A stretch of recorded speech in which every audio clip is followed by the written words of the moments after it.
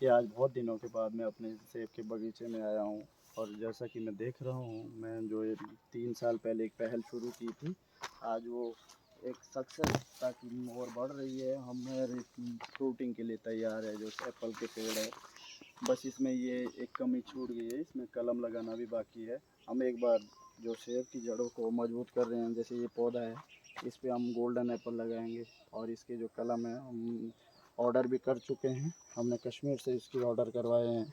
और ये हमारे नए पौधे लगाए हैं हमने, जो खुद ही इसकी ग्रोथिंग कर रही है। इसमें हम मुर्गियों का वेस्ट, गाय वगैरह का वेस्ट जो है इसमें डाल रहे हैं, जिससे इसकी ग्रोथिंग अच्छी होगी। और साथ साथ हम इसके बीच में, जैसे टमाटर देख रहे होंगे आप, टमाटर की भी अच्छी खेती कर रहे हैं, टमाटर भी उगा ही रहे हैं। ये हमारा सेब के अलावा बहुत सारे इसमें फल फ्रूट के जो पेड़ है, अखरोट रहे हैं, ये इधर चुल्लू का भी पेड़ है, और ये अखरोट के पेड़, ये सब पूरा हमने बगीचा ही तैयार किया है। इसकी जो हमने एप्पल की जांच करवा ली है, इसमें 2-3 वैरायटी के एप्पल हम उगा सकते हैं। अभी तो हमने शुरुआत की है। गोल्डन एप्पल हमने ऑर्डर करवा चुके हैं। आपके कितने किस्म वाले पेड़ लगे हुए हैं इसमें? अभी तो ये बिना कलम के पेड़ है, तो हम तो इसको वैरायटी में नहीं बांट सकते हैं। इसके बाद जो हम कलम करेंगे उसको हम वैरायटी के तौर पे लगाएंगे। और ये जैसे एप्पल का ये है, तो इसमें हम 2 कलम करेंगे, नर और मादा वाली कलम करेंगे। उसका भी हम खासकर ध्यान रखेंगे, उसमें फ्रूटिंग अच्छी रहती है। और ये जो कुछ पेड़ हमारे जो सूख गए थे, उसमें हमारी कमी ये रही थी कि हमने जो घास वगैरह का वेस्ट है उसको बिल्कुल जड़ में डाल दिया था, जिससे उसके बाहर वाला जो छिलक है वो गल गया था। अब ये देख रहे होंगे, ये हमने उसको काट ही दिया है जड़ से, क्योंकि वो पौधा जो वेस्ट हो गया था।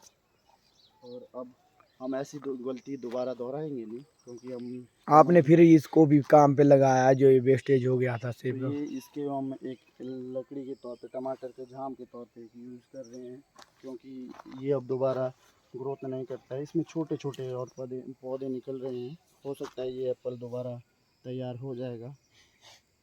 और आप देख रहे होंगे कि बगीचे में किसी भी प्रकार की हमने कमी नहीं छोड़ी है। बगीचा पूरा तरह तैयार है। मिट्टी की हमने 3 बार जांच करवा चुके हैं। एक बार मैं विकासनगर से जांच करवाई थी, दूसरी बार मैं देहरादून लेके गया था। इस बार जब मैं जाऊंगा, मैं पुणे लेके जाऊंगा। पुणे की जो लैब में है, वहाँ से चेक करवा के यहाँ पे किस तरह के हम एप्पल उगा सकते हैं, उस तरह की हमने अच्छी मेहनत करके पेड़ लाएंगे। फिर हम दवाइयों का जो एक मैं कोर्स भी शुरू कर दिया है एग्रीकल्चर का, जिसमें मैं एप्पल की खेती के बारे में बहुत कुछ डिटेल में जानने की कोशिश कर रहा हूँ। और तो उसके लिए आपके आपके सेब के पेड़ ने तो बहुत अच्छी ग्रोथ की है। फिर आप अब क्या बोलना चाहोगे इसके विषय में? इसकी, क्योंकि ये खेत हमारा जो है पहले बोने के लायक था, तो इसमें ये बंजर नहीं था, तो इसमें ग्रोथिंग बहुत जल्दी हुई है। और इसमें बार बार हमने मुर्गियों का वेस्ट डाला है, बीच में एक भैंस, बकरी और गाय का जो वेस्ट है वो डाला है। उससे एक नेचुरली पौधा हमने तैयार किया है। आज देख रहे होंगे पौधे की जो ग्रोथ है, पौधे की टहनियाँ इतनी अच्छी तरह से ग्रो की है कि आज देख के ही दिल खुश हो जाता है। यहीं से शुरू कर सकते हैं। ये हम जब लगाए थे, बिल्कुल इस तरह की डंडी थी वो। और आज ये इसका साइज़ देख लो। इसे हमने बाहर से कीड़ा ना काटे, इसे चूने से भी रंगा था।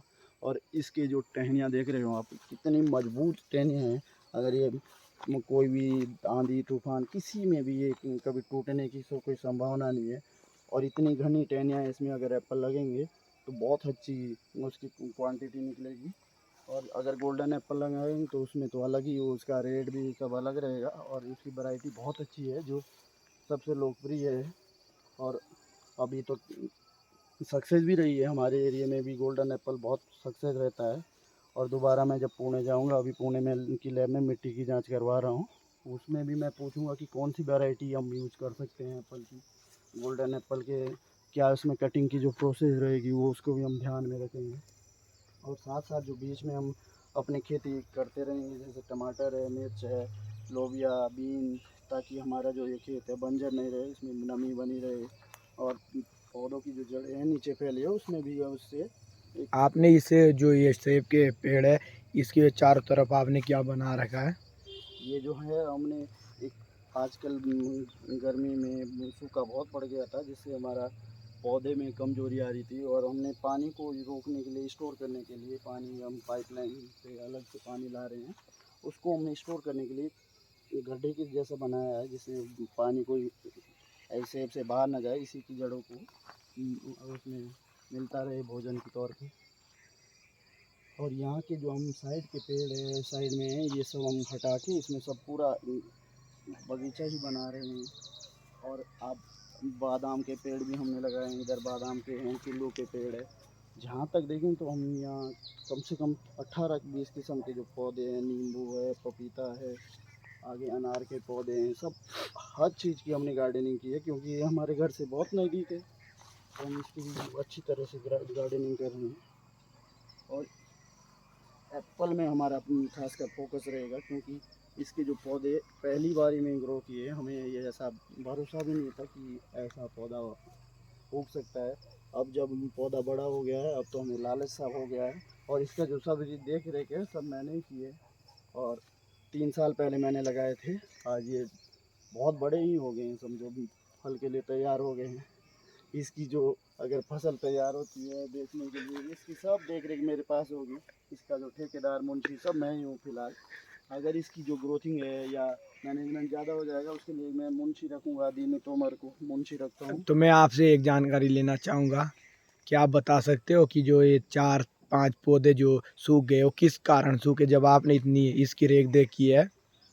मैं उसके लिए पहले भी आपको इन्फॉर्म कर चुका हूँ कि हमने जो घास निकाला था पौधे की जड़ों को मजबूत करने के लिए, हमने घास को बिल्कुल पौधे के जड़ पे उसका घास का जो वेस्ट है रख दिया था, जिससे उसका बाहर का जो छिलक है वो गल गया था। किस चीज़ के कारण वो छिलक जो है वो किस चीज़ के कारण जल गया है? वो घास में जो गैस बनती है और एप्पल की जो छिलक रहता है बहुत तो नाजुक हमने किस्म का इसके रहता अंदर क्या डालना है जो ये छिलक ना गले और जड़ों में भी इसकी प्रोटीन मिलती है। रहे? टाइम टाइम पे गुड़ाई होनी चाहिए। घास अगर रखना है आपको तो इस गड्ढे के बाहर ही आपको घास रखना होगा, तो इससे हमारे खासकर पेड़ को टच नहीं करना चाहिए, जिससे हमें पेड़ की जो छिलक है बड़ा नाजुक रहता है, और वही उसका खनिज तत्वों को ले जाने के लिए, जल को ले जाने के लिए। कितने पेड़ लगे हुए हैं आपके यहाँ सेब के? अरे यहाँ तो हमने अभी जो लगाए थे 70 पेड़ है। तो मैं पूछना चाहूँगा आपसे कि इसमें से नर और मादा किस तरीके से हम जानकारी ले सकती है? अभी नर तो है ये हमने सिंगल पौधा उगाया था, तब हमें इतनी जानकारी नहीं थी, हमने सिंगल पौधा उगाया।